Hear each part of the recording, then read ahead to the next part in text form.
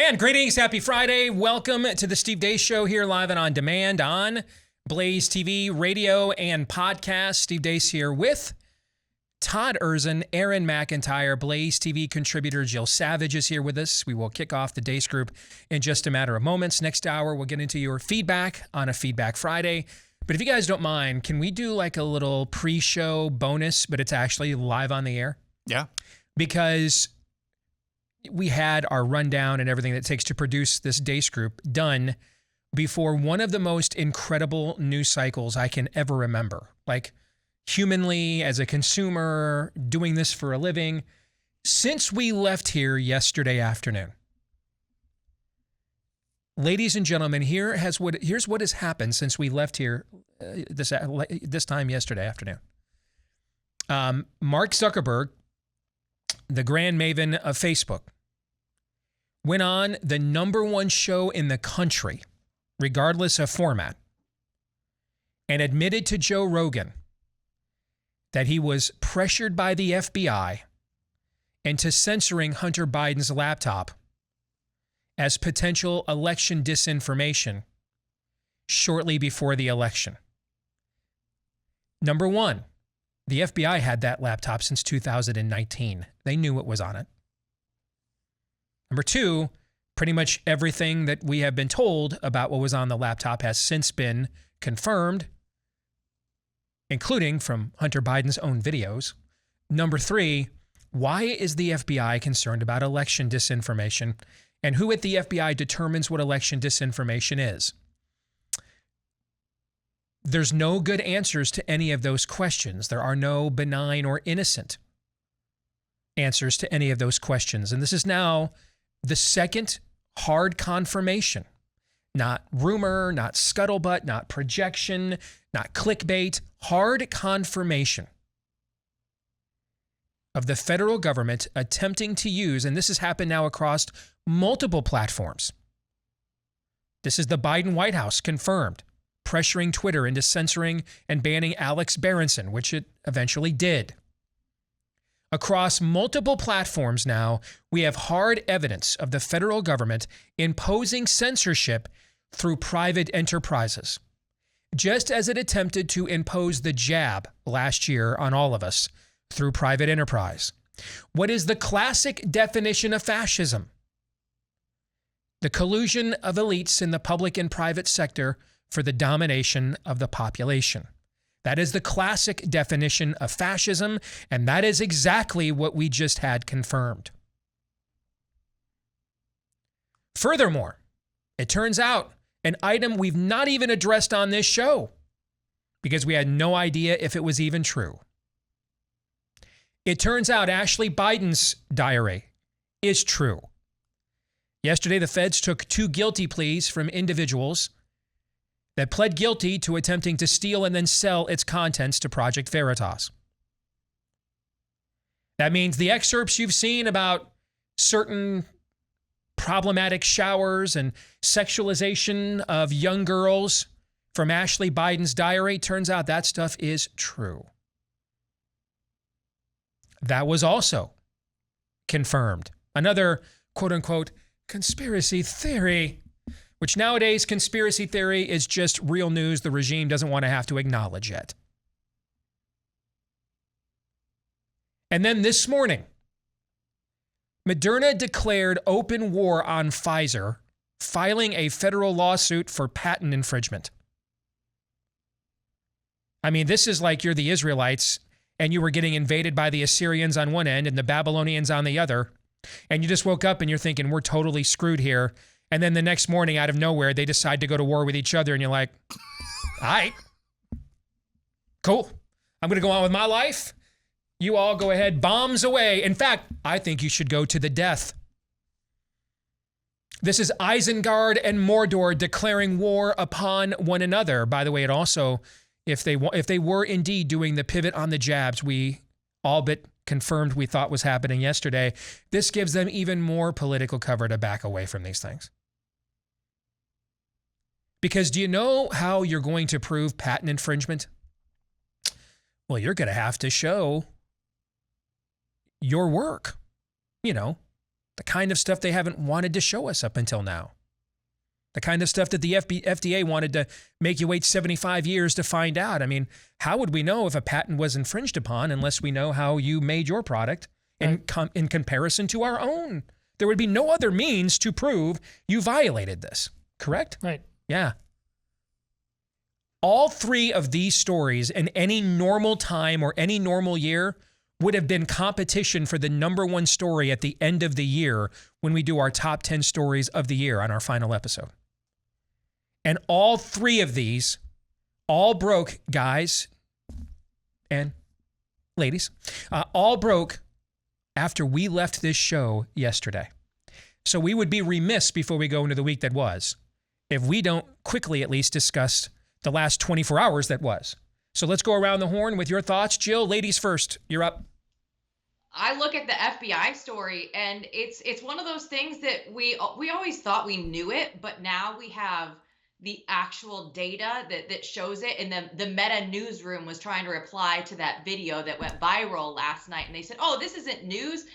He went before Congress and he testified to all this, to which our Ricky Radcliffe, the director of programming here for Blaze, is like, wait a minute, though. They were saying that they were suggesting some very broad items there for what you're talking about that Zuckerberg was addressing. So you knew that the Hunter Biden thing was associated with that. Why? How? What did you know? Mm-hmm. And when did you know it? Mm-hmm. The Ashley Biden thing, that to me was one of those stories that was almost so far-fetched that I just put that out there as somebody who, you know, has believed in a lot of these conspiracy theories. And I go, okay, whatever. If it's a thing, we'll end up knowing it. Well, now that they're prosecuting people, we know that that's true, like you said, and to know that Joe Biden, who goes around and sniffs children's hair in a very creepy way, like that is now a pattern. And it happens to come out that the week that all of these children's hospitals are trying to normalize pedophilia, give me a break. There is so much going on in this country right now that it's almost too much to keep up with.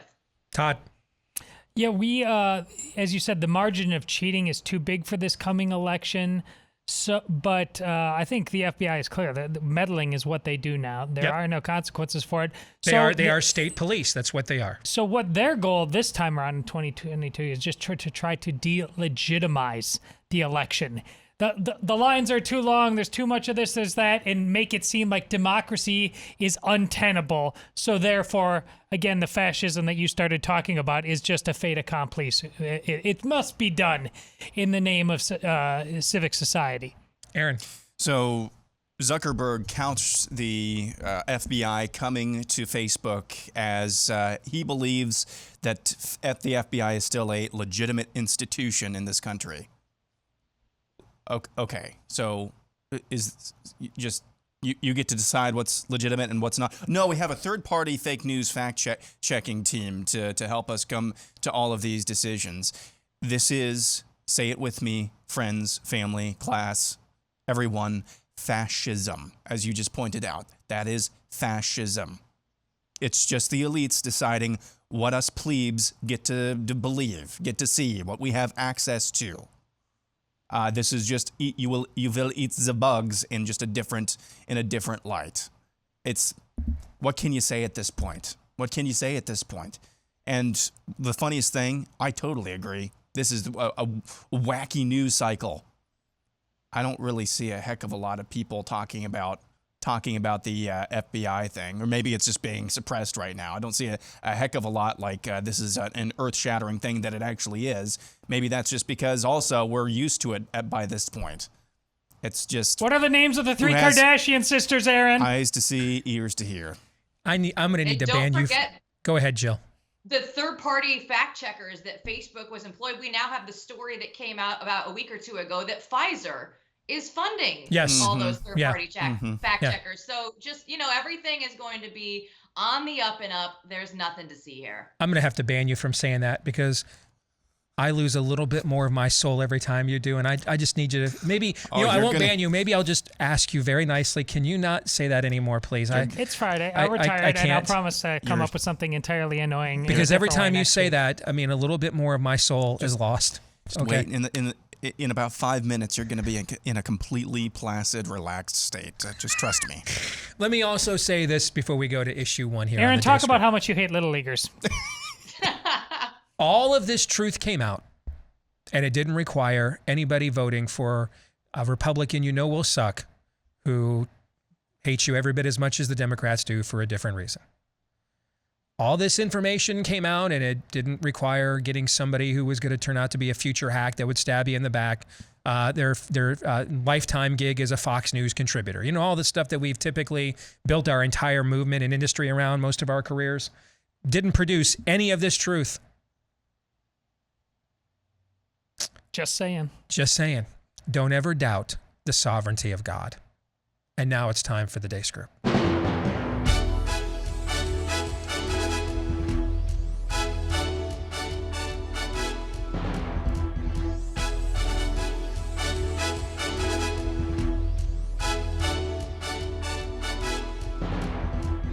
Your weekly look at the week that was begins, as it always does, with issue 1, Bleep. Lord Nefarious says. 74% of Americans say the country is going in the wrong direction. Nearly 60% of voters say America's best years are behind it. Nearly 60%. Yamiche, why are people so unhappy? You see really is on the Democratic side, people that are very, very worried about the direction of this country. They're very worried, especially about former President Trump possibly coming back into power, or former President Trump or another Republican stealing the election in 2022 or 2024, because we've seen so many election deniers be elected. How many stars are on the United States flag? 103. 103? Yeah. 32.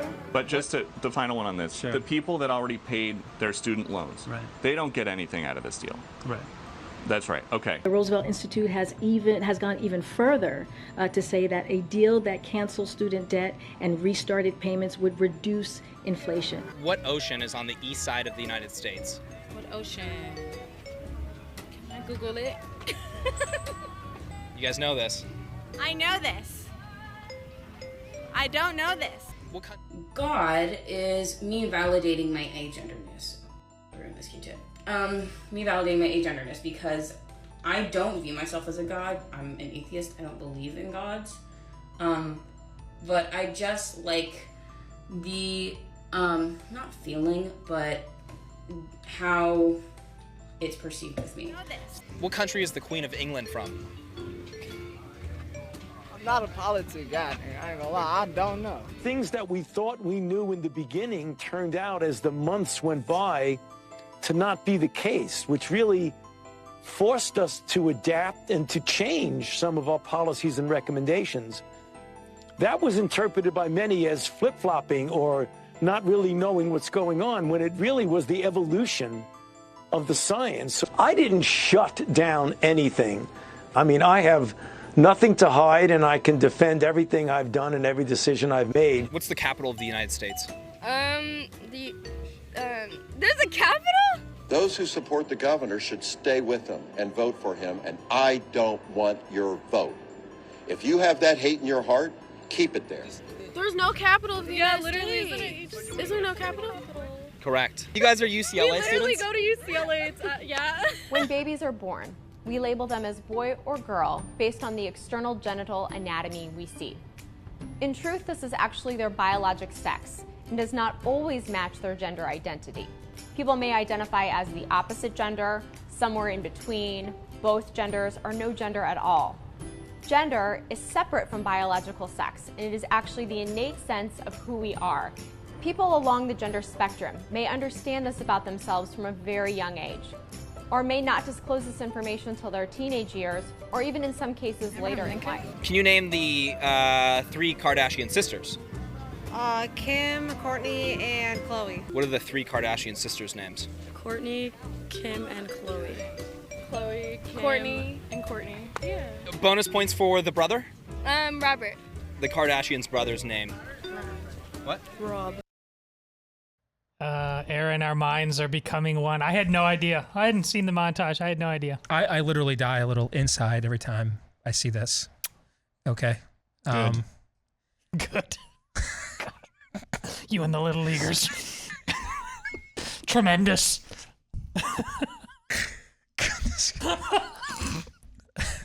I know I just told you don't ever doubt the sovereignty of God. After watching that, I'm beginning to doubt the judgment of it. Okay? Like, when does the sulfur fall here after that? Okay? First question. Jill, I don't know. I don't have one. Just talk after that. I don't have anything. I have nothing. Steve, I have nothing at least after that. I don't keep up with the Kardashians, okay? I'll give you that. I don't follow it either, but the worst of the week is children can get hysterectomies, Facebook can collude with the FBI, we have to start paying other people's debts, leftists can't be in the same room with Ben Shapiro, apparently sharing common spaces now is something that is too much, too great of a threat to people of a different political persuasion. It feels like the worst of this week to me is just the weight on top of us right now. We're being crushed from every direction. They want us to do something stupid. They want us to screw up in some way, shape, or form. And to me, bring on the bread and circuses, Steve. Bring on college football tomorrow. It's week 0. I don't care. We made up week 0. It doesn't matter. I just need some distraction in my life at this point. College football might be the one thing, because I'm going through the edit of the Rise of the Fourth Reich right now too. That might be the one thing that stops me from doing something real stupid, if you know what I'm saying, brother. Okay? Because I am contemplating all kinds of stupid things when I watch clips like that. But I got to say, so what about the people who already paid their student loans? There's nothing in this for them, correct? Correct. Yeah, I know. Right. Just... Okay, cool. Okay, hook 'em. Only a true friend would be that truly honest. Right. Nailed it. I seriously don't know if I can go on. I mean, I really don't. Todd, you're up. I mean, I'm tapped out. I'm dry. I'm dry right now. Go ahead, Todd. You know, there's a great at the beginning of Return of the King. It starts with Gollum when he was still a mere hobbit, and what happened on that ring. And it does its own little montage of him sliding into madness, and you know it shows physically him over however many millennia this happens to him, and you get the Gollum you see throughout the entire movie. I know it's easy to think that the gal, pierced, tattooed, all over the place. Applying whatever she's applying to herself and talking about one of her pronouns as God, is perhaps Gollum-like, but the actual Gollum is actually a couple segments after that is the quite beautiful doctor who looks like a normal woman, but she's talking about, well, here, what you really understand is that just because a baby has a penis or a vagina, it's utterly meaningless. Right. That is the actual ugly Gollum. Yeah. And all the freak shows are only... chick is Schmeagol. Yes. Yes. Yeah. All the freak shows are possible because the smart set that progressivism has produced, marching through the institutions, is capable of providing a video for you like that. And many things are possible. She could actually mean that, and many of them do. Or she's one of the ones at the top who don't mean it at all, but it's true nefarious nonsense. They know that they found the way to turn this entire thing called American freedom and liberty on its head. Aaron, go. Beautifully said, Todd. I think the worst of the worst is, I cannot remember his name off the top of my head, but I think it's maybe the education secretary that we were just talking about there. Anything for the people who actually did pay off their loans, they don't get any benefit? Right. Okay, moving on. I mean, it's just, there is a direct relationship between the level of stupid in a culture and the level of evil in a culture. Preach. And that is what we saw, I think, this week. Or the level of evil and then the level of stupid. It's symbiotic, brother. That's amen. Yeah. Exit question on a scale of 1 to 10. 10. 10. With 1 being the odds Lindsey Graham will ever get to the bottom of it, and 10 being the odds that Lindsey Graham is a bottom. Rate this week's level of total depravity. Todd. 10 again. Still 10. 10. Issue 2. Trump may get the credit he's been craving after all. Politico released this story this week. Trump White House exerted pressure on FDA for COVID-19 emergency use authorizations, House report finds. The story details how the Trump administration, in a bid to win people over before the 2020 election, hurried along the development and approval of therapies for COVID-19. What's remarkable about the story is that it paints the Trump White House in a negative light for the steamrolling through of experimental vaccines, even as health officials across the country continue to push people to get jabbed for the third, fourth, or fifth time. Also, YouTube this week changed its policy. It now allows commentary on the vaccine, particularly when it comes to the denial of the efficacy or lack thereof when it comes to stopping transmission. Further, the Daily Beast, the far left-wing spirit of the age-controlled publication, came out with a story this week detailing a new study showing Pfizer's antiviral pill Paxlovid doesn't actually work. The first volleys in giving Trump the credit he craves for all these new therapies might finally be here. And now, of course, we have the news that broke this morning. No one saw coming. Moderna has declared war on Pfizer-BioNTech and is taking them to court for patent infringement. So with all that in mind, Joe, we've already discussed this as a team, so we want to get your take on it. You got a fresh look at it. Are we beginning to see the left turn the tables on Trump here, where the poisonous jab is concerned, and giving and pinning it on him, or is all these things, are they just all singular outliers, random occurrences? I mean, I don't think that you can look at anything as a single outlier anymore. I think that they will go after Trump because this is his Achilles heel, right? They could have avoided all of the Mar-a-Lago raid stuff and just gone straight to this. This would be more effective to hold Trump accountable. When you look at it, Trump he accelerated the timeline. We were all talking back in 2020 saying the fastest a vaccine had ever been produced was 4 years. And of course, this one came out in under a year. When you look at it now, they're definitely, you see, if YouTube is allowing this to go on, if it's going to be in news articles, people need to pin something on Trump, and this is going to be it. And when we look at the Kardashians and the celebrities and the athletes, we all care about them more as a culture. Remember, the Big Ten and Pac-12 wanted to shut down college football over a potential single case of myocarditis, right? What would happen if one of these athletes came down with myocarditis? We would get sued. And you looked at the jab narrative. That all turned around because Aaron Rodgers came out and said that he was not jabbed. And at that point, it was okay to start asking questions. Mm-hmm. Now you look at college and professional athletes, and in the United States, if people are sitting out, the Wake Forest quarterback is now sitting out with a non-football related injury. FIU just had a 22-year-old football player die last week. And we look at it and they say, okay, I looked up this morning. There's still no known cause of death. Police do not suspect foul play. But at 22 years old, you don't just start dying. So now there are going to be potential instances now of athletes and celebrities that are going to be out there in the news that are going to also allow there to be more cover. Like we're saying with Moderna going through and suing Pfizer, there are just an avalanche of things that could be happening to pin this onto Trump. Do we still have a cause of death for Hank Aaron yet? You know, one of the 10 most important athletes probably in American history. No?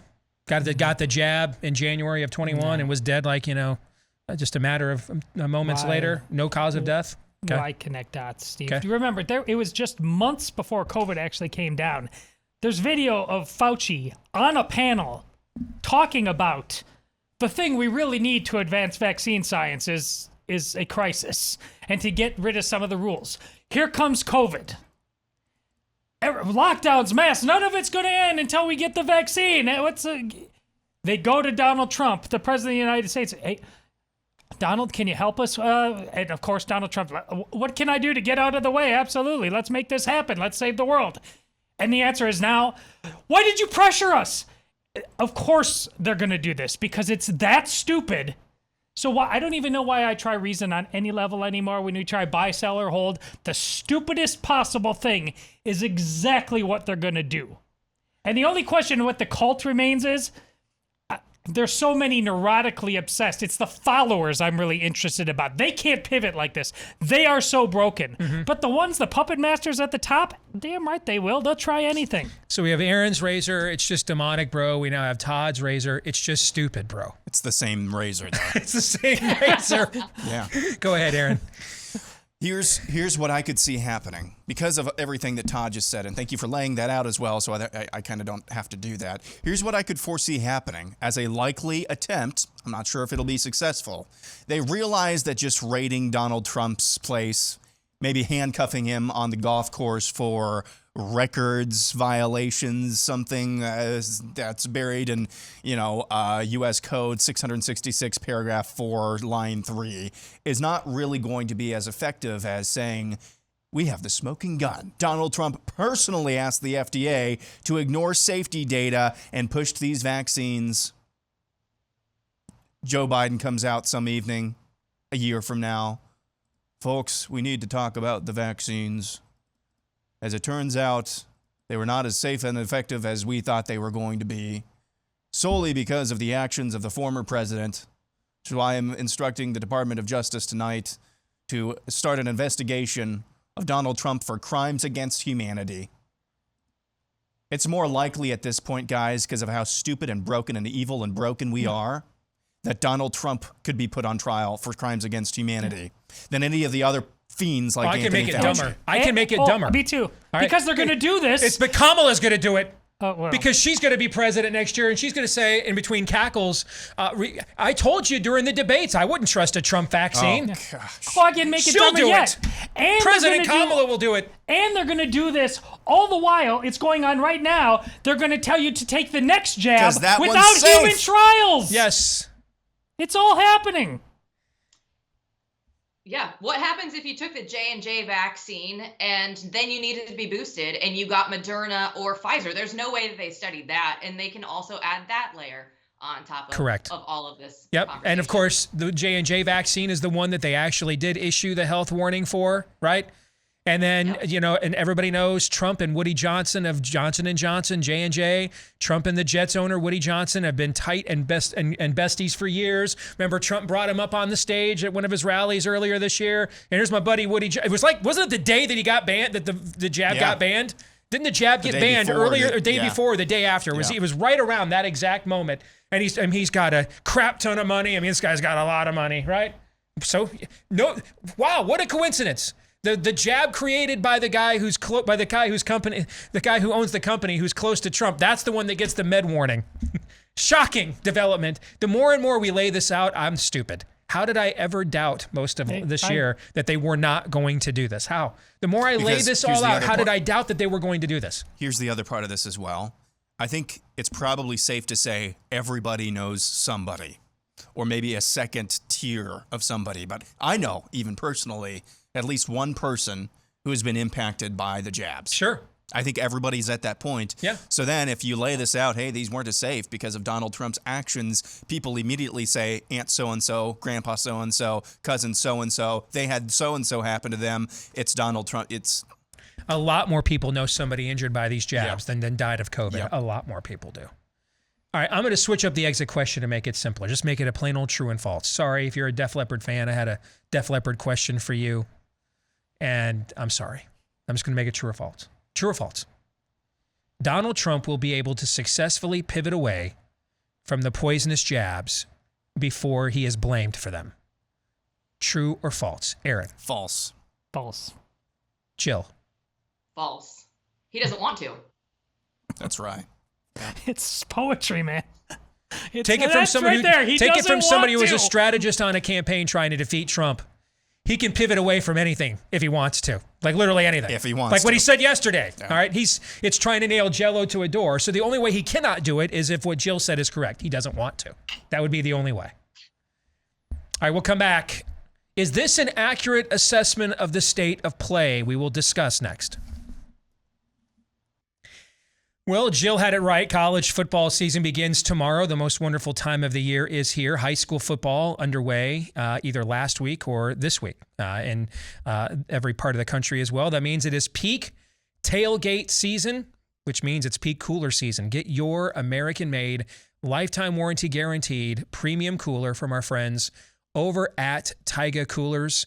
Trust me, these guys are every bit as depressed by the same things we're depressed by as we are. They're laughing at the same stuff we're laughing at. This is another company that shares your values and also makes a tremendous product, and one that they can also customize for you. So if you've got a particular picture or logo or message, provided it doesn't violate copyright or, like obscenity, they're happy to do that for you. Or maybe you're like, I just really wanted a good cooler. They're happy to do that for you too. And either way, you'll get 10% off when you use my name, Steve, as your promo code when you go to checkout at taigacoolers.com. TAIGA, taigacoolers.com. Use the promo code Steve for 10% off. They do outstanding work. We've each gotten coolers from these guys, and they are phenomenal. So check them out. taigacoolers.com, promo code Steve for 10% off. Let's get to issue 3. Tough, but fair. And it's this tweet from Jesse Kelly responding to somebody else who said, I hate to say it, but I have a lot of respect for the Democrats. They do what they want, when they want, and how they want. I have nothing but respect for that attitude. It's too bad they hold the views they do. Jesse quote tweets that saying, they play to win. I greatly admire it. If they weren't a demonic death cult, I'd join their team. Our loser mentality sickens me. So, I know all of us here on the panel this week either like or know or respect or some combination thereof Jesse and his work. So I thought this is fair game to discuss somebody else's meta take on the state of play. Do you agree or disagree with Jesse's take here on the overall state of play with things? Todd, I'll start with you. I absolutely agree. Listen, again, look at everything we just saw with the FBI. Again, personally, pushing my school district as far as I have, now I've shown up to just recreational events, and they've purposely had the cops wandering around just to try to intimidate me. All right, this is exactly how they operate. And unless we ratchet it up, it's not playing by their rules. Their rules are chaos. Jesse talks about, they're, demons from hell or whatever they are. We have God on our side, but we need to let the lion out of its cage. And Steve talked yesterday about how poorly the church has been served in terms of, we're just supposed to accept everything, meet everybody where they are, but never ever, when we are just being boot stomped over and over and over again, to simply draw any lines in the sand. Jesse is absolutely right. There should be a savageness to how our faith is applied. That savageness does not look the same as their savageness, but yes, it is full-on, aggressive, unapologetic, reality-defending, here and no further. Aaron.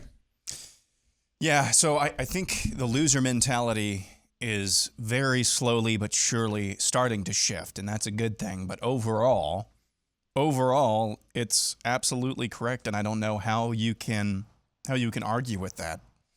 The loser mentality of maybe 10 to 20 years ago was just GOP, God's own party. The loser mentality now is one that I deal with too. I'll just be honest, and I've spoken about this before. Things have to go back to normal. I mean, the rubber band has to snap back. That's a loser mentality. A winning mentality is, I have power in and of myself. I have the ability to impact things. And I think you see that the most with the school boards and what are happening there. That's a very positive thing. But a winning mentality is basically what was just spelled out there. Doing.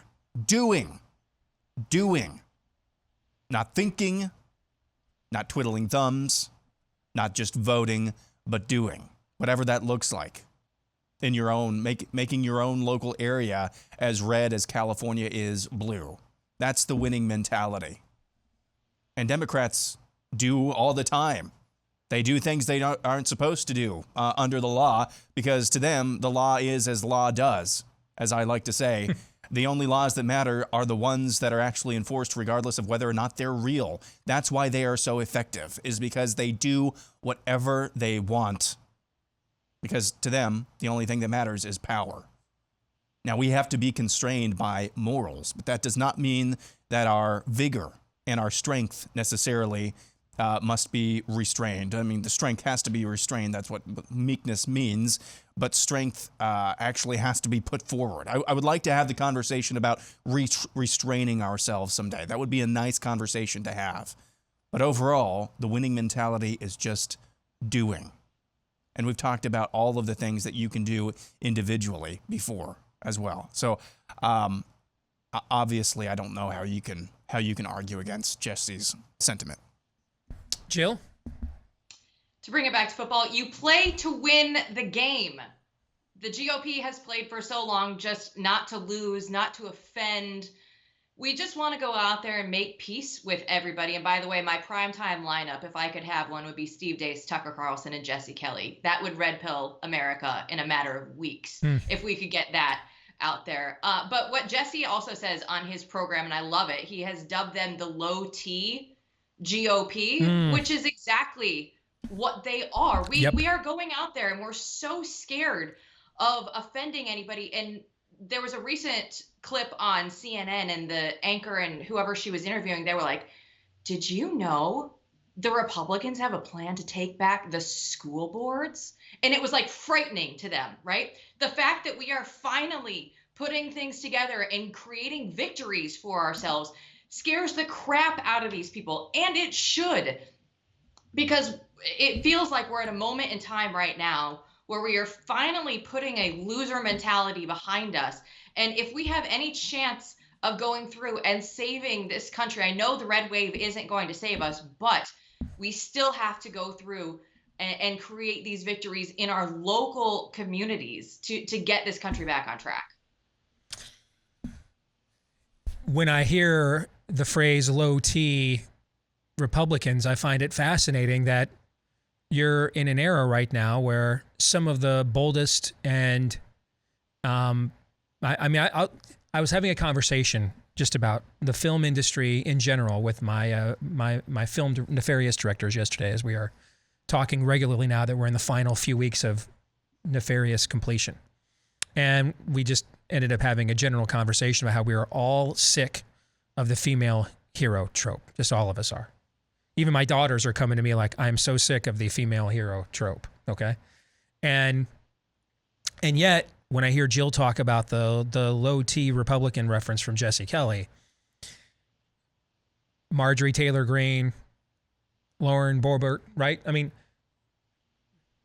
these are the, you hear more from these people. I mean, they're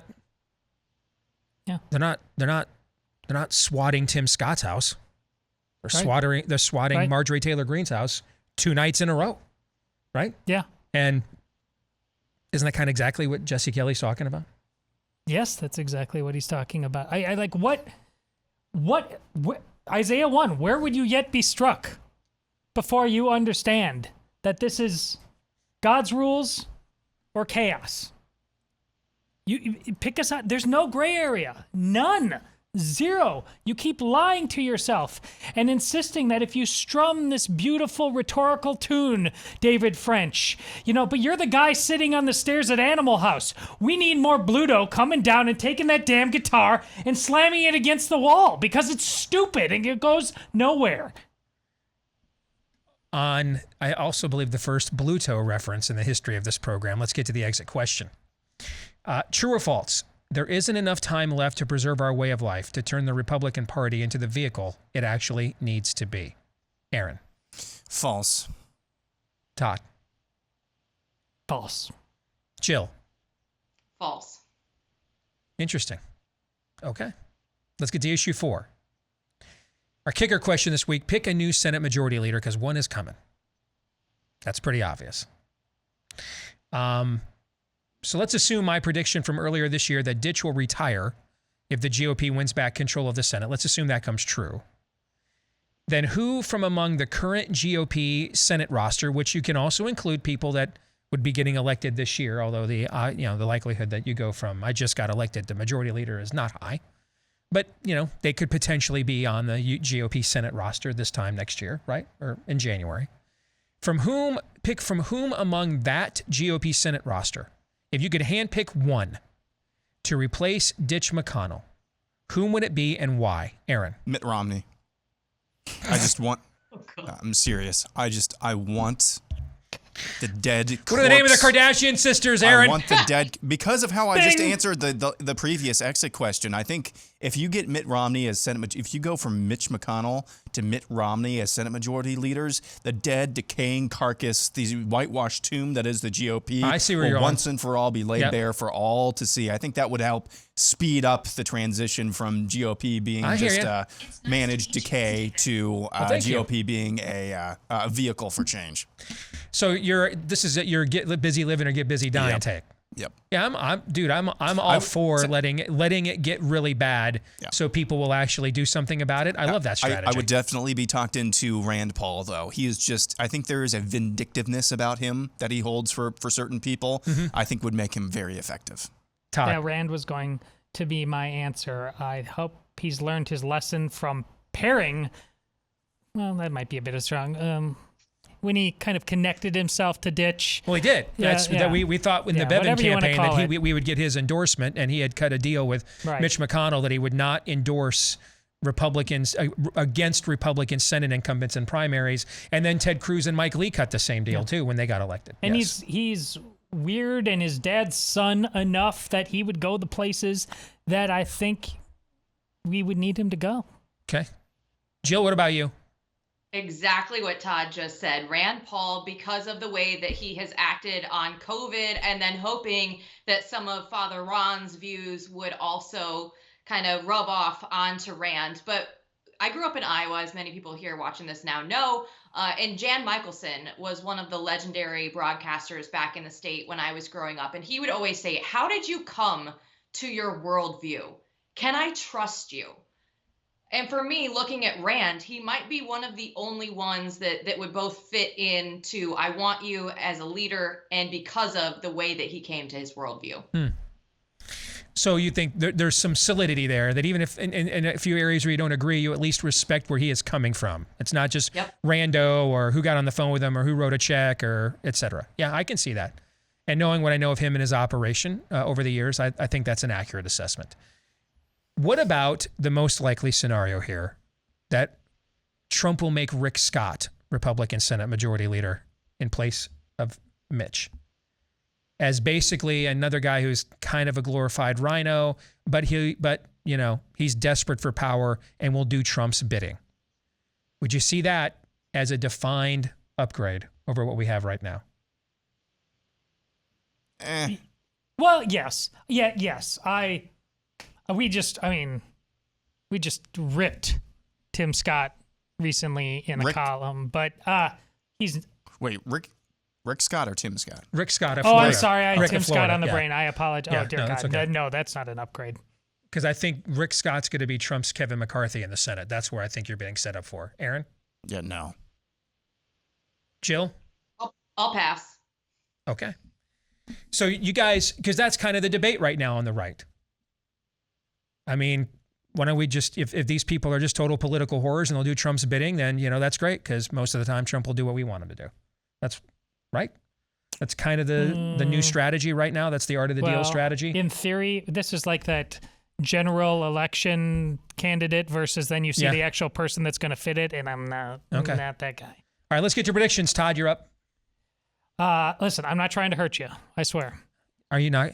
You are not going to name the Kardashian sisters, are you? But I will hurt you, because if you take this whole thing with Trump and the vaccines to its logical conclusion, if they really ratchet it up to 11 and the panic they create, I think there is a very real possibility that there is a pause in the middle of the NFL and college football season because they're terrified of myocarditis. Oh. I don't think that's outrageous. No. Didn't we have just a Scottish cycling champion, 37 years old, just died in his sleep just the other night? So now there's been much more hesitancy for the vaccine with NFL circles than probably almost any other major sport in the world. But I would imagine the college players, they all lined up to take it. 21 years old. I'm just going to trust, that my coach knows best or my AD knows best, right? Aaron.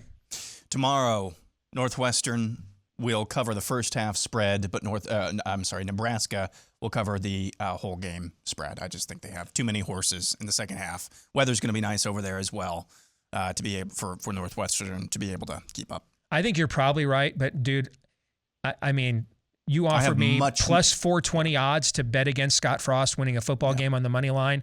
I had to put like $50 on that just a principled play. Much more confidence in the first half bet than I am. All right, Jill, go ahead.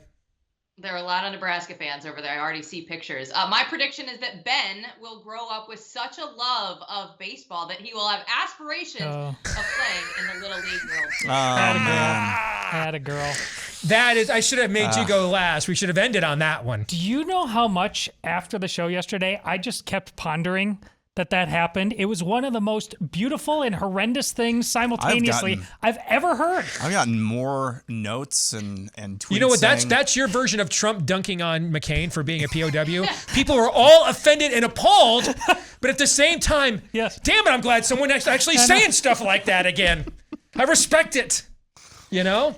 It's insanely terrible. Tell me thank you for saying it again. Tell me I'm not right, though. Tell me I'm not right. I don't think you're right, actually. I want to see middle-aged Aaron wandering out to the mound and yelling at the Little League World Series here. Yeah. But what matters is that I think I'm right and that I am right. That's America these days. Yes. Tremendous. My prediction is going to be a little less anticlimactic. I think Blake Masters and Kari Lake are both going to win in Arizona. And I think you are going to see Arizona become the next Florida. That's what I think. The next state that has been kind of swingy, that people flirted with going deep blue and then just saw this poop is insane and the rubber band snaps back hard right the other way. That's what I think you're going to see happen in November. Groovy. Jill? And if you have that, and then Greg Abbott has to go along further right with them. No, he doesn't. You won't have a choice. You would think, but no, he doesn't. All right, good to see you, Jill. As always, have a great weekend. Enjoy the college football and memorize those Kardashian sisters. You got it. We'll come back and get to Feedback Friday here in a moment. Back with Hour 2, live and on demand right here on Blaze TV, radio, and podcast. Steve Deace here with Aaron McIntyre, Todd Erzin, and all of you. And you can email us and let us know what you think about what we think via the stevedeace.com inbox. Email the show, steve@stevedeace.com. DEACE. Like us on Facebook, MeWe, Parler, and Gab. You can follow me at Steve Deace Show on Twitter and Getter. Look for me as well on Truth Social at Real Steve Deace. And then you can also find clips of the show free to watch and free of any censorship whatsoever when you go to rumble.com/Steve Deace Show as well. Thank you to all of you that are podcast aficionados. You're a big part of our audience. Please, if you've yet to do so, leave us a 5-star review and hit subscribe or like. By the way, if you've got a question that you'd like to have considered for the next Ask Me Anything that's coming up on Monday, drop it in your 5-star review and you will go to the front of the line for consideration by Todd for our next AMA. Thanks to all of you that have left us those reviews. Hit subscribe, hit follow. We appreciate your sacrifice, your offering to the algorithmic gods to help our podcast rating. We appreciate each and every one of you. This portion of the show brought to you by Patriot Mobile. You know, millions of Americans are waking up to a country that they just don't seem to recognize. And while you are struggling to raise your families, pay your bills, you've got media and corporations telling you that you're what's wrong with the country right now. And thankfully, there are still some companies left in America that are, well, American. Not a lot, but there's a few. And thankfully, one of them comes in an industry that we all pretty much have to do business with these days to thrive in modern society, and that is our mobile phone, which is why you want to make the switch now to our friends at Patriot Mobile. They've removed all the excuses, and believe me, I use them too. Well, you know, I don't want to sacrifice signal quality. They all pretty much use the same towers these days, so that will not happen. Well, it'll be a big hassle. We got multiple lines in the home. They did that for me as well. Wasn't a big hassle at all. They have a fantastic customer service team. If you're a veteran or first responder, let them know. When you go to make the switch, they'll make sure to give you bigger discounts as a way of saying thank you for your service. For the rest of us, you can use the promo code STEVE to get a free activation when you go to patriotmobile.com/Steve. Again, that's patriotmobile.com/Steve, or call them at 972-PATRIOT. You guys ready for some Feedback Friday? Yes. All right, let's begin. My name is Park Adamson, and for years I've been an executive in corporate America.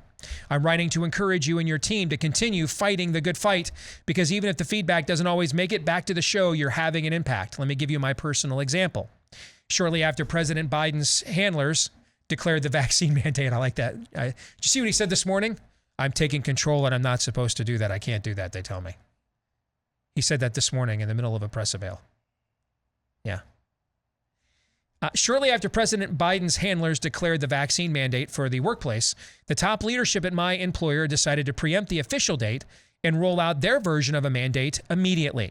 The following Monday, my boss held his weekly staff meeting, announcing that new rules would be rolled out within a few days.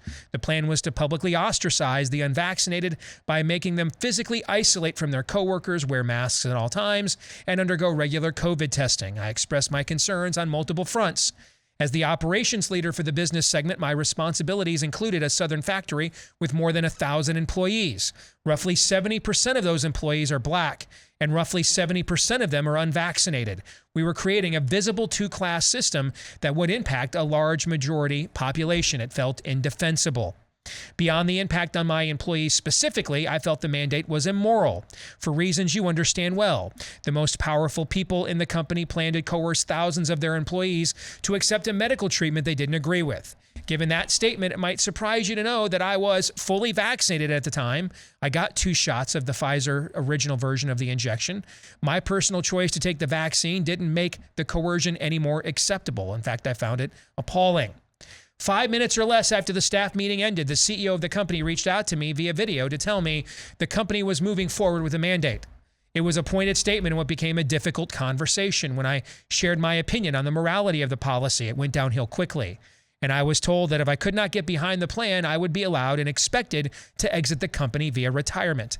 I don't think he expected me to take that route, but I did, and the call ended quickly. From the policy rollout in the staff meeting to the end of the conversation with the CEO, no more than 30 minutes had passed. I was reeling. To give you context, I've been with the firm for more than 17 years at that point. I'd been VP for more than a dozen. Since joining, I'd led the operations of a billion-dollar business segments and for years was responsible for more than 3,000 employees. It stung. By the way, guys, only less than 5% of businesses in America have more than 500 employees. Less than like 5% of them do. So this is a major corporation we're talking about here. It stung because I'm totally a guy and get affirmation from my job, and because departing the company at that point brought a significant financial penalty to my wife and me as we prepared for our eventual retirement. To finish the story, I was working from home and immediately told my wife what had happened. She was as shocked as I was, but completely supportive. A bit later, we called my oldest daughter to tell her. During that call, my phone lit up with a call from the CEO. I excused myself from my daughter and took it. Like the first one, it was short. But unlike the first one, it was positive. He told me the company had changed course and would wait to see how the issue played out in the courts. I was no longer expected to retire. I thanked him for the decision and the call. He shared that my comment on immorality had stung him personally, since the final decision was his to make, and that he had reacted emotionally. The call ended well, and I was reeling again, but in a better direction. I still don't know how much my decision to leave rather than enforce a mandate mattered, but I was grateful to God for the outcome. Why do I tell you this? Because your show played a big part in it. I've been listening to you guys since 2007 when I lived and worked in central Iowa. In 2020, when COVID struck, my wife and I followed you closely and appreciated the use of data to judge policy decisions by governments and companies. You and your team provided some of our only clear and clearly Christian analysis that we could find, and we leaned into it. When the CEO called that day, I had no time to gather data or compose some deep intellectual response. What I did have was months of work from you, Todd and Aaron, deconstructing the mainstream COVID narrative and exhorting your listeners to stick to first principles. You guys gave us knowledge and conviction when my time in the crucible arrived. I am grateful to you all and give glory to God for what you guys do.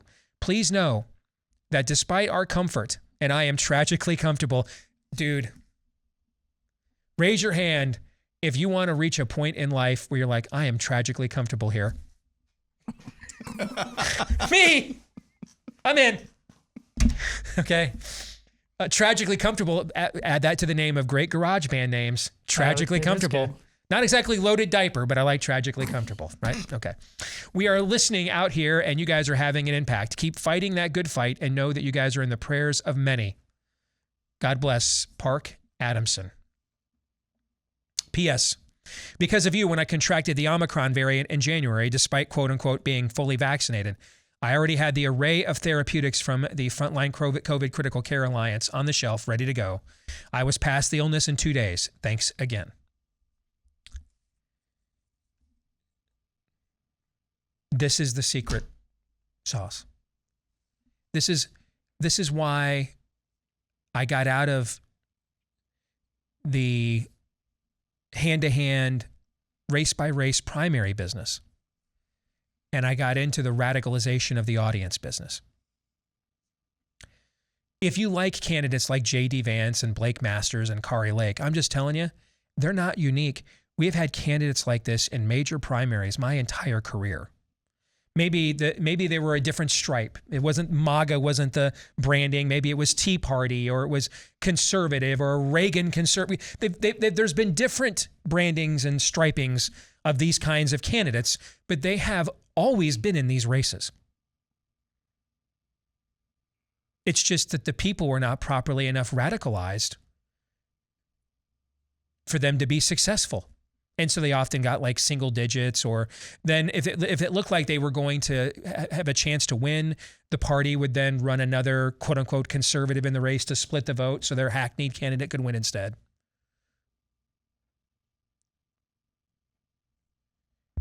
It crushed me when I came to the conclusion that the people are the problem. But then the Lord showed me that also means that they are the solution.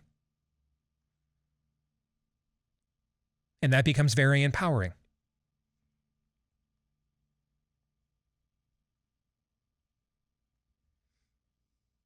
Park here didn't have to make the decision whether to vote for Mehmet Oz for Senate, whether to vote for John McCain or Mitt Romney for president to save America. He potentially, Park, frankly, your employees, dude, owe you a debt of gratitude. Mm-hmm. Mm-hmm. You saved some lives. And even if they wouldn't have had sudden adult death syndrome, maybe you saved them time on the back end of life to get to be grandpa because the heart inflammation didn't hit them now and take that tread off their tires that they'll pay for 20 years from now. You know what I'm saying? Mm-hmm. You saved families and lives with this, Park, is what you did. Your employees should be thanking you. And it didn't require what we have spent most of conservative media and the conservative movement. How many Republicans can we get to win? What's the best Republican for the job? How much do I contort my soul into pretzel knots when my guy or gal doesn't win to vote for the one who just maybe hates me a little less, but probably actually more than what the Democrat is?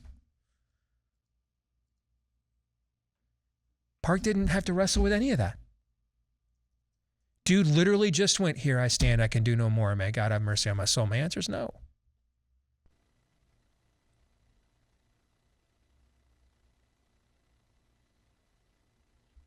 Political parties are not change agents. Political movements are not change agents. They are the results of change agents. They're the manifestations of them. Democrats didn't go from the racist party of slavery to the party that got over 90% of black voters all of our lives because they just decided black people were cool. But because John F. Kennedy did the math one day, picked up the phone and called Martin Luther King Jr. and said, you're a viable political entity. I'm going to mainstream you. And yeah, I'm probably sympathetic to your cause. But you weren't a viable political enough entity for me to be sympathetic to it 10 years ago. You know what I'm saying? Mm-hmm. Yeah. These two things kind of go together.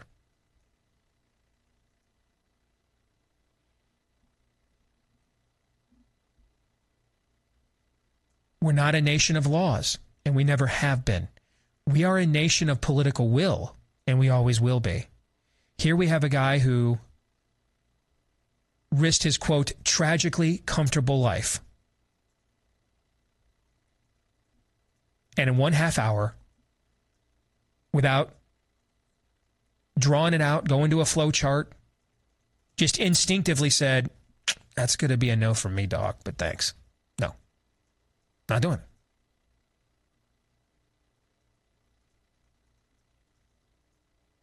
He stopped his CEO from making a decision that he probably would have ended up regretting the rest of his life.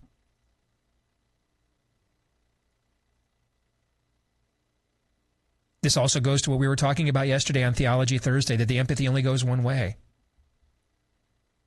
The empathy only goes to, we just say yes to the downtrodden. I'm all for saying yes to the downtrodden. Thanks to the success of Fauci and Bargan, I gave more money to charity last year than I've ever been able to afford to give in my life. My family, we try to volunteer when our church does all the fun outreachy things that we can fit into our schedule. We try to volunteer for as much of that stuff as we can. Can't always do it, but if we can, we try to make a point out of it. At this point, who's more downtrodden than the vaccine injured? I've done as much as I can with my own platform to help say yes to them.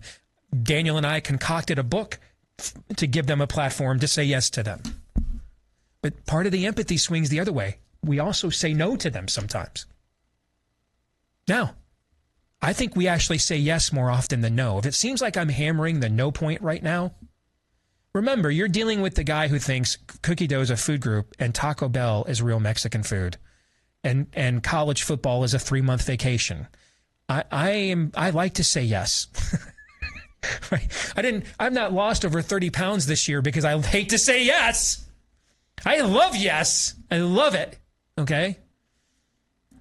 And God's heart tilts to yes. But it doesn't always stay at yes. If it was always a yes, there would not need to be a hell. We wouldn't need prisons. You got to make sure you get all the right no's. Yes. I'm just saying no a lot. I'm featuring and focusing on no right now because we're not saying it like at all. We're way out of bounds here. We're way out of balance here. Dude, we've nailed the love of Jesus thing. We've stuck the landing on that. We've built all these posh palaces in the suburbs and community centers and car shows and community outreaches. They got it, man. They come to us when they need help. They come to us when they're in trouble. We nailed that part. We nailed that. And I'm not saying that's bad or wrong. You know, when Jesus says to the Pharisees, when they go too far the other way, he says, you guys tithe on every ounce of spice right out of the law. That's great. He doesn't tell them not to do that. Doesn't tell them not to follow the law. But he says you have followed the letter of the law while rejecting the spirit of it. You're out of context. You're out of balance. We are the other way. The experience I had at Calvary Chapel Church in Chattanooga, my wife and I are still talking about it. It was 3.5 weeks ago. They put a restaurant with an in-house chef in the church. Doesn't get much more outreachy than that, dude. And the food's like really good. And yet, while being very outreachy, they thought, we're kind of comfortable letting this Steve Deace guy come and talk. That's an example of what I mean. Don't give up doing the nice, good stuff. Don't stop doing that. But don't just do that. This culture desperately needs us to say no for its own good. Park saved the conscience of his CEO. And maybe his bank account. He's not looking at a lawsuit now from an employee who got vaccine injured because you coerced me into taking it. And since I can't sue the vaccine manufacturer, son of a gun, I'm suing you. Maybe save the damn company. Save the conscience of a CEO, save the lives or the length or standard of living of how many employees, who knows, their children. And he didn't do it by just saying yes. Sometimes we do it by saying no. The Lord chastens, disciplines those whom he loves. He did not give Moses a sequence of 10 no statements because he didn't love the Jewish people, but because he uniquely did. So I know we joke a lot understand at times it's a show. As the great prophet Snoop Dogg once said, it's show business, okay? So when we talk about loving no, some of the things we do say we really mean, but we'll add rhetorical flourish to them rather than just you're reading a textbook. This is a show. It's not the Steve Deace Seminar, okay? It's the Steve Deace Show. You don't follow me on Twitter at Steve Deace Seminar. You follow me on Twitter at Steve Deace Show. It's a show.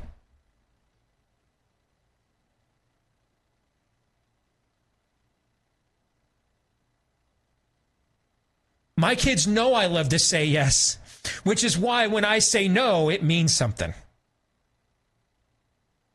It gets their attention when I say no, because I love to say yes. It's okay to love to say yes. In fact, there's something kind of wrong with us if our immediate instinct doesn't incline to actually doing that, right? I mean, you got a God who died for his enemies, spared not even his own son when you didn't deserve it. Mercy triumphs over judgment. There's something, we're kind of not getting the faith thing right if our heart's default setting doesn't immediately want to go to yes. If we're not tempted to say yes too often, that means maybe something's wrong the other way.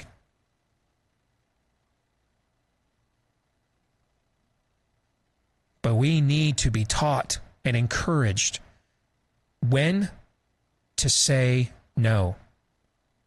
Because when we, as Todd just put it, when we say no in the right places and in the right situations, that has all the love of every yes you could say to. I didn't tell my youngest daughter, Zoe, that she couldn't drive up to Iowa State University to see her boyfriend who's in college there now until she drove my happy rear end up there and back. So I could see for myself that she could handle that drive. I didn't give her that restriction because I don't love her, but because I do, more than my own life.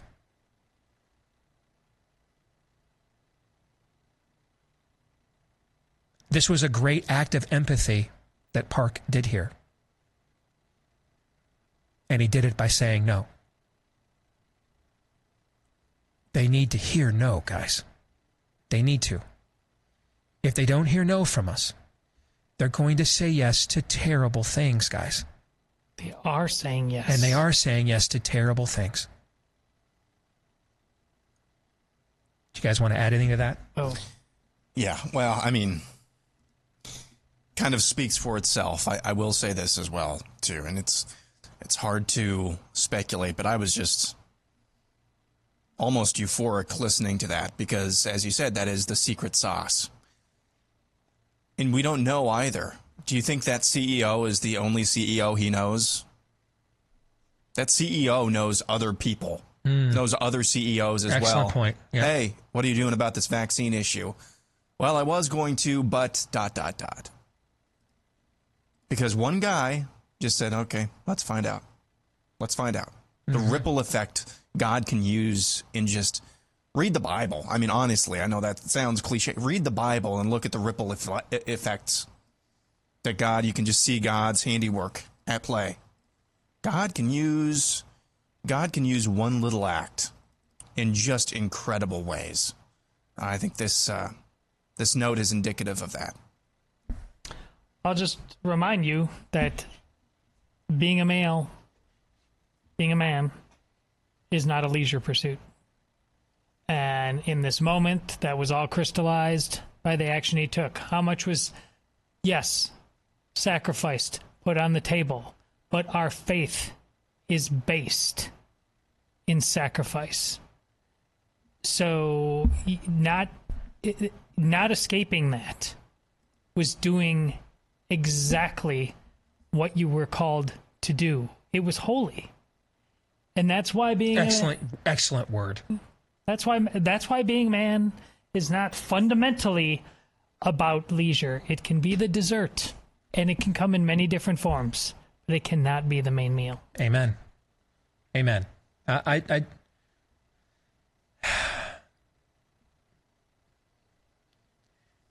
You know why we sweat out who wins all these primaries? Because we're not properly radicalized. You know why Democrats don't sweat out who wins all their primaries? Because they are properly radicalized. That's why. In reality, it shouldn't matter whether Mehmet Oz or Kathy Barnett wins the Pennsylvania Senate primary. I mean, it really shouldn't. Even though Kathy Barnett clearly has a dramatically different worldview from a conviction standpoint than Mehmet Oz, but the transactional way that politics works, if the constituents are properly radicalized, Mehmet wouldn't dare step to you. Would not freaking dare. Wouldn't dare. The problem is we're not properly radicalized. We don't say no. We wait for Mehmet Oz to come to us and tell us what his terms are. No. You go to him and you tell him what they're going to be. You tell him what they are. Hey, we want your next show to be about why gender reassignment surgery is butchery. And drag queen storytime hour with kids is immoral and people ought to be arrested. That's our price for a U.S. Senate seat. We good? They do that on the other side, and they don't have the Holy Spirit. They don't have Jesus. They're godless. They're blasphemers. So then what's the excuse for why they have more conviction than we do? Park answered that for you too. Tragically comfortable. That's the excuse. And it's just so much more comforting to listen to my favorite show, yuck it up with Hannity, vote GOP, and think I saved America in between being tragically comfortable. That's a much more leisure pursuit than citizenship actually is. Here's what citizenship looks like. First of all, thank you guys for being a voice of reason during the last few years. When COVID interrupted our daughter's schooling, we really started paying attention to what our local school board in Duval County, Florida was doing. 1 year ago today, on August 23rd, our school board held an emergency meeting at 2:30 in the afternoon, while most parents were at work, to vote on a mask mandate for kids in the public schools. Despite an overwhelming response by local parents who took off work early and showed up to voice their opinion that we did not accept this, they voted to approve it anyway, with only a medical exception. Shortly thereafter, there was a gathering of local parents frustrated with what our school board was doing. We met a mom who decided she was going to challenge one of the board members for her seat. Even though she was not running in our district, my wife and I knew that we had to support her effort. We couldn't vote for her, but we did everything else in our power to help her get elected. We gathered signatures to get her on the ballot, donated money to her campaign, told everyone who could vote for her to please do so. Tonight, exactly 1 year to the day of that infamous emergency school board meeting, our candidate won. And by doing so, flipped the majority of our school board to Republican for the first time. Now, I'm not naive enough to think that that will automatically change things overnight, but it's a step in the right direction. Your motto last year inspired us. The answer is us, and it starts by change at the local level. I want to thank you and your team for what you are doing. I'm sure you hear that often, but I doubt you guys will ever know the extent of the necessary work that you are all doing. That is from Dustin Reed. Brother, we got to thank you. This isn't even your school district. So this again, the empathy goes both ways. Loving your neighbor as you love yourself is not just giving him or her the shirt off your back, welcoming them with hospitality, but it works the other way too. Chastening those whom you love as the Lord chastens you. When you're out of bounds, when you're undisciplined. That's what you did here. This is every bit the act of love to your neighbor as feeding and clothing him is. Every bit. For the same being who is love in his essence and died for your sins, if you reject what he did to you or did for you, will let you spend eternity in hell, separated from him, because he's also a God of justice too. So when is he loving? When he punishes you or when he forgives you? Yes! Yes is the answer.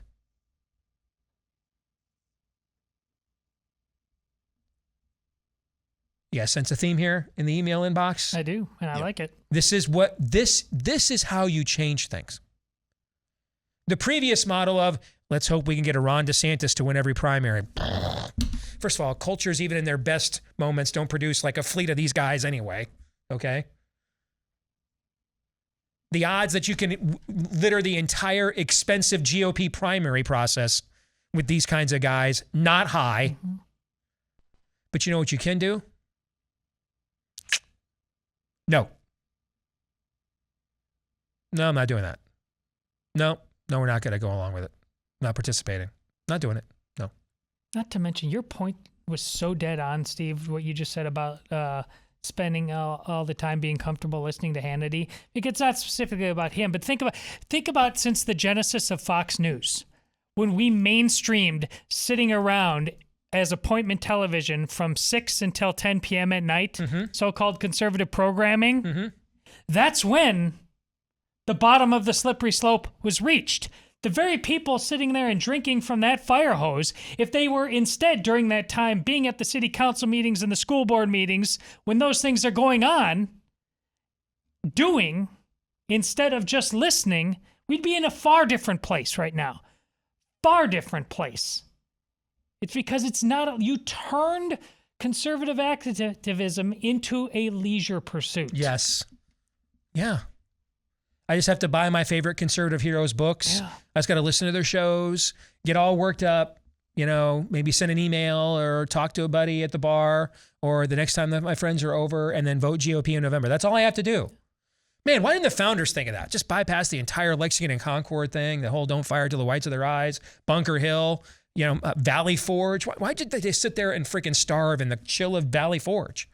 Why don't they just fire up some Hannity, get all worked up, and then go back home to their wives because they expended some frustration? So we're good here.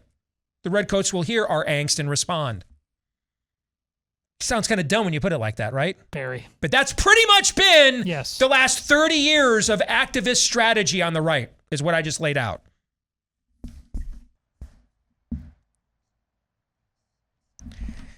Speaking of loving to say yes, make sure you say yes to our friends over at Built Bar, because actually, if you do that, it'll help you say no to the stuff that you need to later on. Because if you've got a sweet tooth like me, you can't out-train a bad diet, right? So your fitness level may be high, but the belly fat might be too if you can't get the diet under control. When I say diet, I'm not talking about, white knuckling. I mean like a healthier lifestyle, okay? And Built Bar is the perfect substitute for that. It's as good, if not better, than the vast majority of candy bars that are out there on the market. So many great flavors. You won't believe this is a protein bar. You won't believe this will fit into. I've gotten notes from diabetics, notes from people on Weight Watchers, etc. Fits into all these various programs. Low in carbs, low in calories, low in sugar, packed with protein. Packs a wallop from a flavor standpoint. So many great flavors, all covered in real chocolate to choose from. Especially my personal favorite, chocolate chip cookie dough chunk. Get it right now, 15% off your first order or your next one or your next one. When you go to built.com, B-U-I-L-T, built.com, promo code DACE. Take 15% off when you do, built.com, promo code DACE for Built Bar. All right, back to Feedback Friday. This is from Jackie Mason. When you close each show with John 3:17, I tend to say it out loud to affirm its truth. This is not as well known of a verse as its favored predecessor. Could you give a little sermon on why you end the show with that? I faithfully started listening post-Rush era, so maybe you've already shared it, but as a new listener, I'd really love to know. You actually kind of answered your question within your question, because this is actually John 3:16 and 17, and much of that John chapter 3 is part of a conversation that Jesus has with a high-ranking member or respected member of the Pharisees named Nicodemus, who, in secret, basically, he's, I guess we'll say, interested, maybe, curious about Jesus' teachings, who he is, where he came from, by what power is he performing these great deeds. And so he basically comes to see him in secret one evening, and they have a theological conversation back and forth, one of Israel's great teachers at the time, with Israel's Messiah, and they have a conversation back and forth. And of course, the money phrase that comes out of this conversation in John chapter 3 is what every previous generation of America would have told you was their favorite Bible verse. And when Todd and I were growing up, it was omnipresent at every sporting event. Somebody held up a sign that said John 3:16, for God so loved the world that he gave it his only begotten son, that whomsoever will believe in him will not perish but have eternal life. But as much as that, I think, provides a poignant and eloquent and sufficient snapshot of the heart of God, the next verse, I think, even adds more clarity. Because you have to remember, Jesus is speaking to a member of the Sanhedrin who really governed the people under the Roman authority, as well as the Tetrarch, who at this point in time is Herod. But the Sanhedrin was given extraordinary religious freedom apart from emperor or Roman pantheon worship that almost no other foreign religious entity throughout the entire Roman Empire was given. So this was a very powerful body within the hearts and minds of the people. And there was a lot of controversy because he had a lot of combative conversations with them. And Jesus says to one of their most important figures, for God did not send his son into the world to condemn the world, but so that through him the world may be saved. The division that you see I am causing is to push and prompt you to salvation. It's the exact conversation we were just having. God incarnate, God with us, Emmanuel, Christ is saying, the buttons I'm pushing, the division I'm causing is for your benefit. It is not a needless point. We're not just arguing and debating just to argue and debate.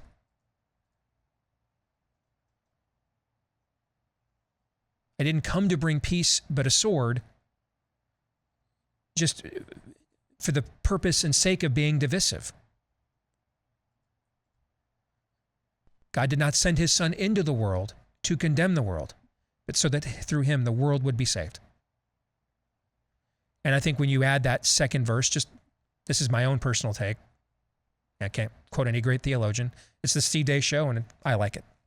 I think when you add that second verse, I think it adds to the totality of what John 3:16 ultimately means. Great question. I'm surprised I don't get asked that more often, actually. Randy Buckspan, MD, writes, just a thought about COVID treatments. I wonder if all the naysayers would be up in arms if hydroxychloroquine was first found useful for COVID, but then was recommended off-label for malaria. Or if ivermectin was first found useful for COVID, but was then recommended off-label for river blindness. Why no outrage over the use of antihypertensive medications that we now use for baldness? He names it. I just can't pronounce it, so I won't try. Maybe I will. Miniozoxidil, maybe is what it is. I don't know. It's smarter than me. That's what it is. But his point is, hey, we've got this antihypertensive medication. We let people use it for baldness. Or the antipulmonary artery hypertensive sildenafil we now use for erectile dysfunction. I think we know the answers to these questions. Thanks for your leadership. These are great questions, Doc. If the order was reversed, here's what he's saying. Let me translate this for you. If Merck had originally, the original manufacturer of ivermectin, pardon me, Merck won a Nobel Prize for ivermectin in 2015 for what it did for river blindness. If Merck had originally created ivermectin as an antiviral, cutting-edge antiviral during COVID, so in the last year and a half, and then it was found off-label, it helped with river blindness, no one would say, stop using it for river blindness, right? Mm-hmm. Because it had already made them trillions of dollars as a cutting-edge antiviral during a pandemic. That's what he's saying. He's pointing out that the reason why these drugs, hydroxychloroquine has been FDA approved since the 60s, the reason why these drugs, long known to be safe, reliable, are being condemned now is because they're cheap and available. They're not cutting edge technologies. So there's really no new money to be made. I think we did an exercise. Didn't we do one last year before before all the pharmacists stopped filling the prescriptions? Didn't I live on the air go on goodrx.com? And I could have gotten like a full allotment of ivermectin for like $20 or something at Walmart, right? Yeah. I think I did this like live on the air one day, right? Yeah. Okay. There's no money to be made in that. No money to be made, at least not at the level. I mean, there's a lot of money to be made healing the world during COVID with hydroxychloroquine at 60 cents a pill, okay? But not the kind of money to be made with a cutting edge technology that you got billions to create in the first place. And then you were given trillions afterwards to continue using. The amount of volume in hydroxychloroquine tablets they'd have to sell to make up for just one round of COVID vaccines at the help with government coercion for just the original strain before we even got to all the boosters and everything else pales by comparison. That's what Dr. Bucksman is pointing out here. Pharma is not healthcare. It's not medicine. It is a leisure pursuit. That's what all that money is necessary. So the World Economic Health Forum, and the guy whose name, that terrible, creepy, awful guy that's You're talking about Klaus Schwab or the other, Yuval Harari. Yuval Harari. Who's his who's Leon Fortunato, basically. So that guy says, humans are basically entirely unnecessary. That it is the leisure class who pushes this, who says and believe these things. So I connecting the notion of lost malehood to comfort and leisure. Well, since we've lost that malehood, it should make us not be surprised at all that pharma has become the thing it is, because that price point is about pushing a lifestyle and a leisure pursuit, and it is a apocalyptic one at that. Symbiotic relationship between the morality of a people and the pharmaceutical industry is quite astonishing. At some point in history, I don't even want to take a stab at when that was. I'm sure at some point the pharmaceutical industry really was driven by healing, driven by the need to heal. What can we compound? What treatments can we use? Why does the human body interact with different things the ways that it does, and what can be done about some of the harmful impacts of fill in the blank? I'm sure there's a great deal of empathy and good-naturedness within certain aspects of the pharmaceutical industry a long time ago. But at some point, they went trans. Yep. At some point, they decided, whether it was their own volition or because the people that they were servicing decided the body that God gave me is not really good enough, so I'm going to pollute it with saturated fats, or I'm not going to take care of it. Okay, have it your way, Burger King. So we've got a drug. We've got a drug for this. We've got a drug for that. For all of these symptoms of the root issue, which is, this is not really the temple of God here. Mm-hmm. Eventually, somewhere along the line, that symbiotic relationship, that switch happened. And I don't know when that happened. Maybe it's always been like that. I don't know. But it really is the pharmaceutical industry as it exists right now. Yes, there are some, praise the Lord, some good drugs out there as well. Some good things, but like ivermectin that they created in 2015. Exactly. Yeah. Exactly. There are some good things, but that's not really what's being pushed. You know a tree by its fruit. The fruit of what we have right now is basically the same thing as trans ideology. We're going to help you. We're going to affirm the body that you want, not the body that was given to you. This is what Eisenhower's warning about. We come off the Manhattan Project, his famous, going away speech, about the military-industrial complex. We quoted it in Fauci and Bargan, the part that's often been left out when he warns about a coming expert class of super scientific bureaucrats who will be beyond reproach. It was very prophetic, right? Okay, and we live in an age where, frankly, we can't do public health Manhattan projects. We can't handle it. Operation Warp Speed created this fascism. Because what it did is is now Who regulates the regulators? They own the government's in business with the very entities it's supposed to be regulating. So we can't pit them against one another. Hey, corporations get too far out of bounds, we bring in the regulators to punish them. Government goes way over the top, okay, and won't serve us, then, we give our money to private entities in order to create a more competitively beneficial exercise. They're the same unit now. We can't play them off each other. And Operation Warp Speed took that relationship that was kind of already trending that way anyway, as Aaron pointed out, though, but it cemented it overnight, like the trans movement. I mean, we did 40 years of activism on homosexuality and about 40 months on the trans movement, okay? And that's what Operation Warp Speed did here. The same entity that's supposed to be regulating and monitoring these companies is investing in them. And then promoting them incessantly. I mean, even before they did the mandates in September, you could not watch a show with a commercial break in America that was not all these jabs. So government that's supposed to be regulating these companies gets in bed with them, invests in them, shields them from liability, incessantly promotes their products, and then tries to coercively force you to take them. That's fascism, guys. The next time a Republican comes to you with an idea for a public-private partnership, hang him in effigy. We can't do any. We just live in an era that we can't do those anymore. I'm sorry, we can't. We have to have corporations and government at loggerheads with each other.